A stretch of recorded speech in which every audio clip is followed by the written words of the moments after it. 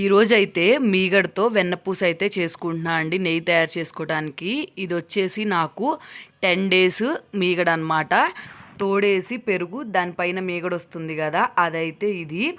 నేనైతే మాత్రం ఎక్కువగా రిస్క్గా అయితే నెయ్యి అయితే ప్రిపేర్ చేసుకోను. ఫస్ట్ ఇట్లాగా 10 డేస్ స్టోర్ చేసుకున్న మీగడిని ఒక 4-5 అవర్స్ రూమ్ టెంపరేచర్ వచ్చేంత వరకు బయట ఉంచుకుంటాను.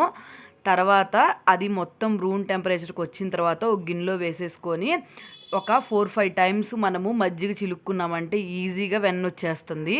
పెద్ద కష్టపడాల్సిన పని కూడా ఉండదు. కానీ చాలామంది ఏం చేస్తారంటే దీన్ని తీసుకెళ్ళి మిక్సీలో వేసి మిక్సీలో బ్లెండ్ చేసి ఇట్లా చాలా రకాలుగా చేస్తారు. కానీ అట్లా ఏం పని లేకుండా ఈజీగా అయితే జస్ట్ ఒక 4-5 టైమ్స్ తిప్పేసామంటే వెన్నపూస అయితే వచ్చేస్తుంది. మెయిన్ ఏంటంటే మనం వెన్నపూస కోసం మీగడ తిప్పేటప్పుడు వాటర్ ఏం పోయకుండా తిప్పేసామంటే చాలు, వెన్నపూస అయితే వచ్చేస్తుంది. మీలో ఎంతమందికి వెన్నపూస అంటే ఇష్టం? నాకైతే వెన్నపూస తింటామంటే భలే ఇష్టం. నెయ్యి కన్నా ఎక్కువ నేను వెన్నపూసే తింటాను.